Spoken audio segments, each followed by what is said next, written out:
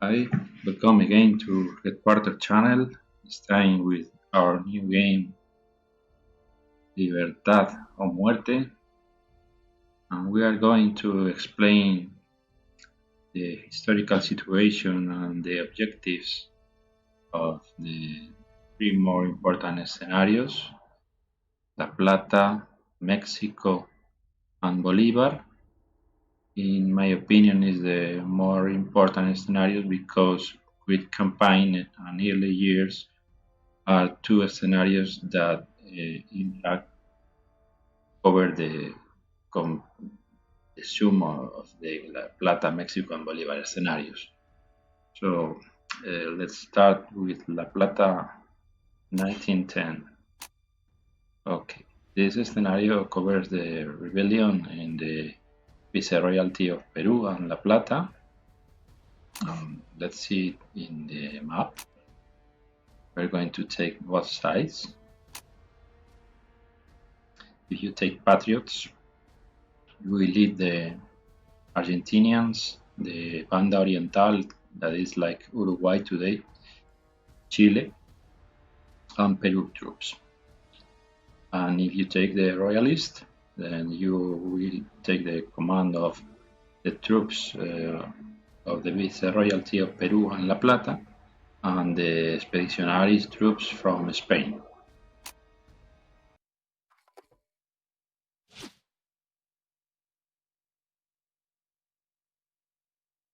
So initially we are in the 1910, the revolution is starting. The situation in Spain is that the French invasion. Let's see the cards later.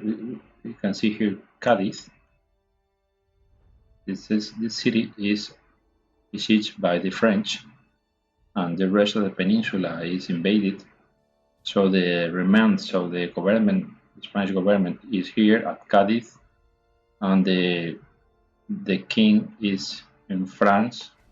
So the situation is critical for Spain, and all of this affects the situation in all the rest of Latin America.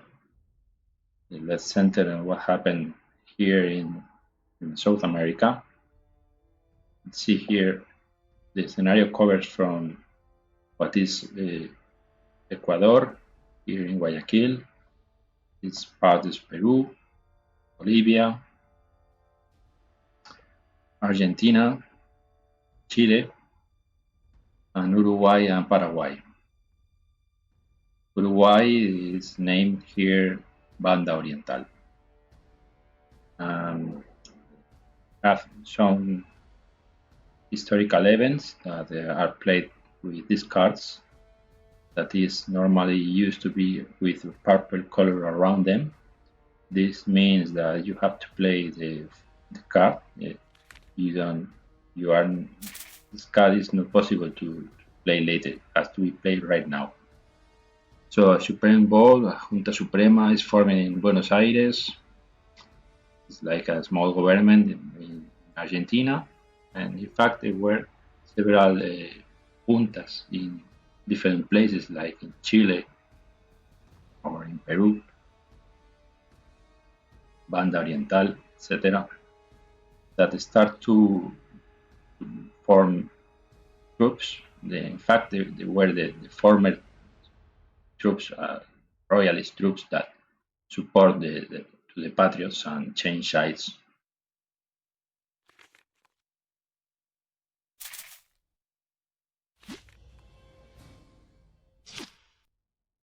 So initially there are no troops here, no patriots troops. All you can see here is the royalist flag, with the exception of the troops of Paraguay here. So here there is an army, a royalist army, another here. But all of this is going to change after the reinforcement phase. So we pass the phase, we We are now in the reinforcement phase, and in this phase you have to play these or 3 cards that give more reinforcements to the patriots. The expedition to Peru is an army that is sent by the Buenos Aires Junta to conquist Peru. And another is the expedition to Paraguay. This is the same. It's another army led by Belgrano that has to conquest Paraguay.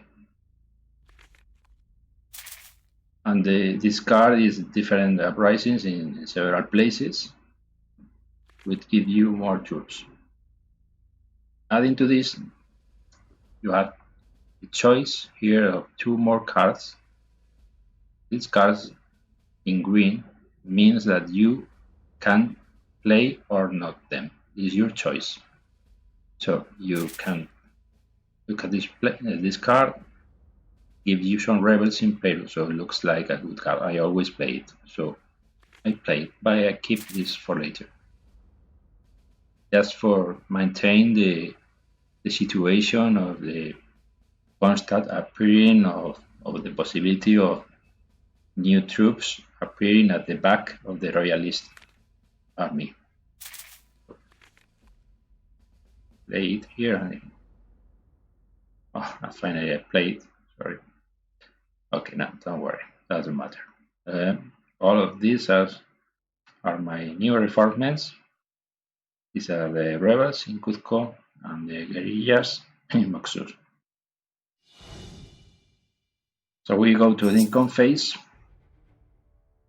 It's important this phase. You have to keep track of how many resources you receive each turn, or how many of them you spend on each maintenance phase, that is this phase. So we have 11. You can see it here. These are the victory points, and this is the tension index.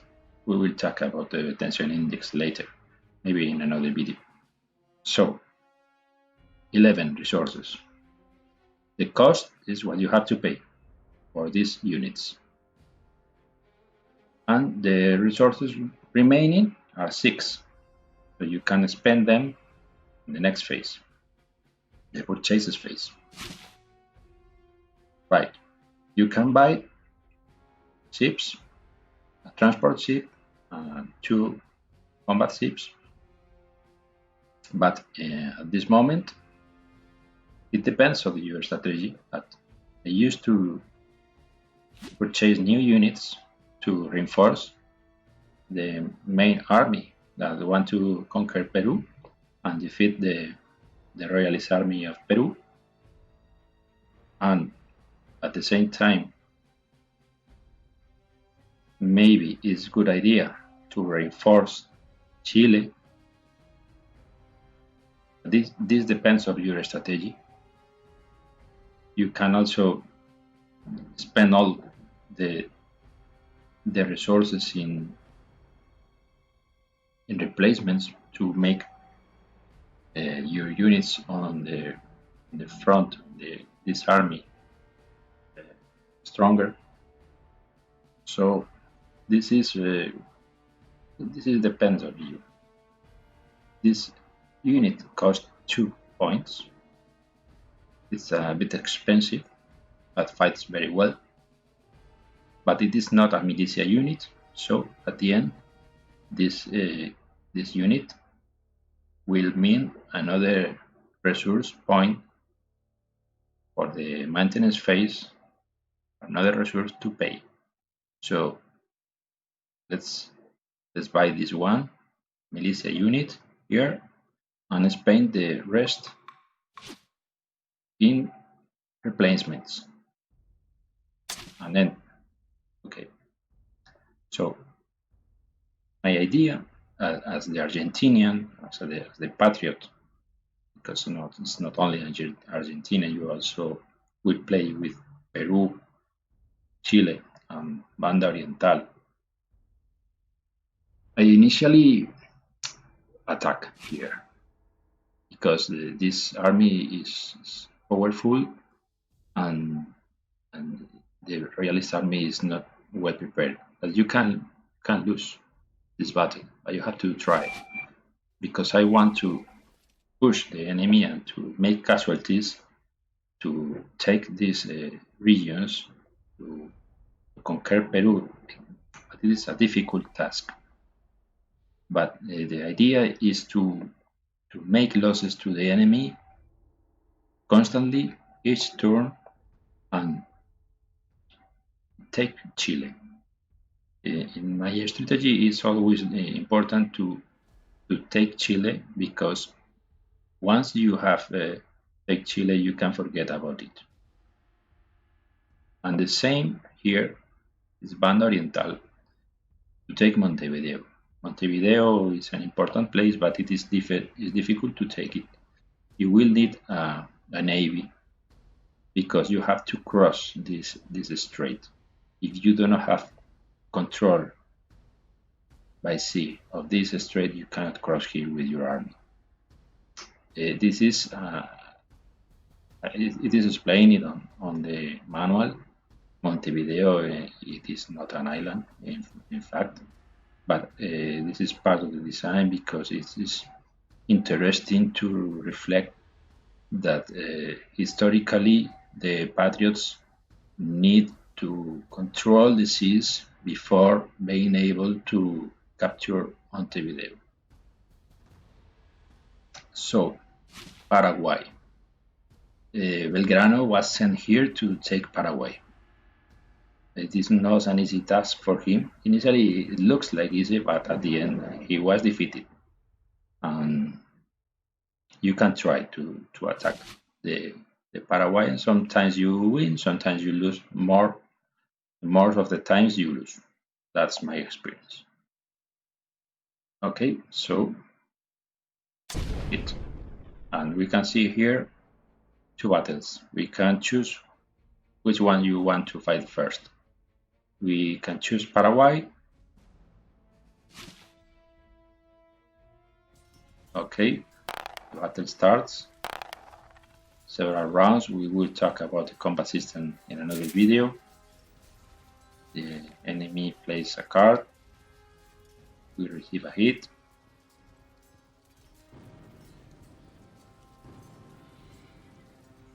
Fire the artillery. First round of combat. Okay. We are losing clearly, so we can click here to retreat. We retreat from battle with one unit loss. We go to Potosí. Let's see here what I was talking about. Very strong army of the Argentinians against a not so strong army of the Peru army of the Royalists. But they have the very powerful units to build and to prepare an army to attack from the north.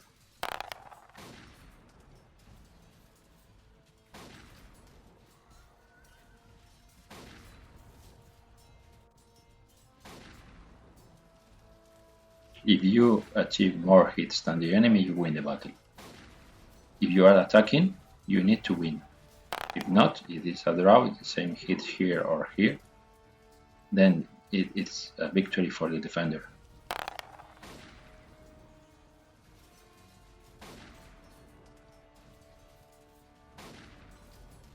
Second round, and in Alpine terrain, there is only 2 rounds. So it is ending. The battle has ended. So click here, continue. Royalist victory, no losses, but we retreat. 2 new units arrived in Tucumán and Córdoba, and the replacement. We have 4 replacements left, and we can give only one each time to these all units. So you select. I'm going to give one to this unit, another one to this regiment, to the cavalry unit, and one more to the same army here, before to the army of the north. Okay, so this ends the turn. Intro and going to the royalist turn. Royalist, he has a summary of what happened in the Patriot turn, and the same procedure here. First phase of card draw, some historical information here. Two more cards. The Viceroy Pascal, one resource point in Lima during some turns if a roll dies 7 or lower. So it's a very good card for the Royalist. And the Royalist fleet in Montevideo that appears in Falklands phase. We can also play the Dragons of Tinta. It's another cavalry unit that we can place here just to combat the rebels. You can see here the rebels, and the income for the Royalists 10 and 1 for the card, a total of 11. So good for them. Maintenance, very cheap, 3 units only, because they are at this moment the Royalist army is very small. Okay, you can see here several interesting units. This is the more powerful of them. It is very expensive, but it's a very good unit, so purchase it in Lima. This represents that you are given all the resources needed to prepare these units, that some of them were barely prepared for fight, but were present in these regions of the Royalist. And here another cavalry unit. So no resources. I can't purchase replacements, so and purchase naval movement. If we hit the spacebar, we go directly to the next unit we want to move. We place here the Royalist fleet to blockade Buenos Aires. At this moment, there is no Patriot fleet. They are going to appear later in the game. So for the moment, it is totally Royalist controlled. The seers are absolutely in Royalist hands. You can see here the Cusco rebels, and this unit is a hidden unit that is the guerrillas.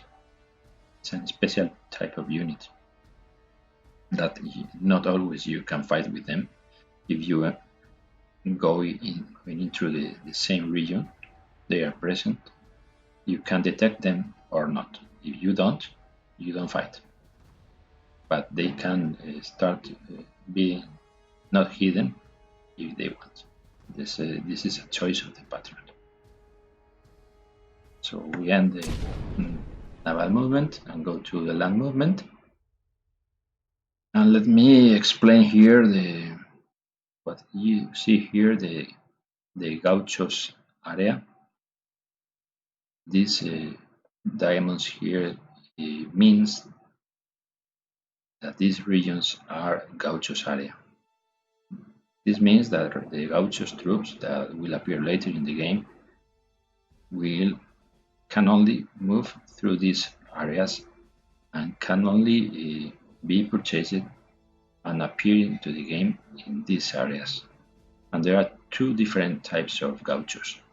These are the Gauchos that are like regular units, and they also have the hidden units, that are some very few units of Gauchos that only can be purchased in Potosí and Tarija, and are like guerrillas, but they can also fight on combat, in regular combat if you want, like this unit here. So what happens here for the royalist? You control the seas, okay. You don't control Argentina. It's completely in enemy hands. You only have here Montevideo with very few troops, only the garrison of Montevideo. At the start, you don't have any troops here in Chile. They will arrive later.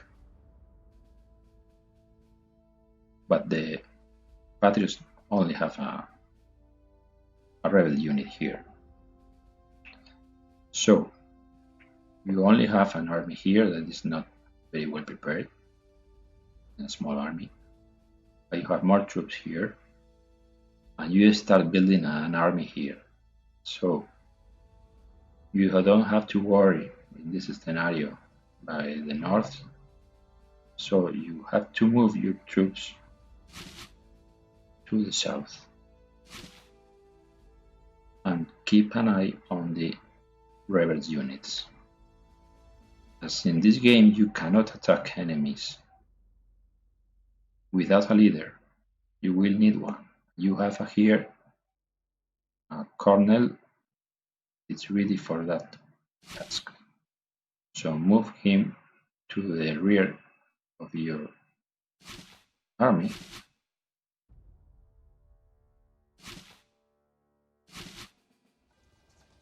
And this leader with some reinforcements can attack these rebel units, and in my strategy I always keep here some kind of garrison of the royalists, because in any moment you can have another rebellion with more Peruvians here. Meanwhile, you have to build a strong army here, because you have to face with this army the Argentinian army. Historically, there were a lot of battles in this part of the map, but the Argentinians didn't manage to go through Peru, not in this way. It was San Martin that took Chile, and from Chile prepared an army and crossed by sea to Peru. And from here, he started to conquer all this region. So this is an overall view of this scenario. More to say, just to keep in mind that you, as royalists, will receive some reinforcements from Spain that will come by sea, by ships, and in some turns, you, as the patriot, we will start to have an important fleet and make problems to the royalists.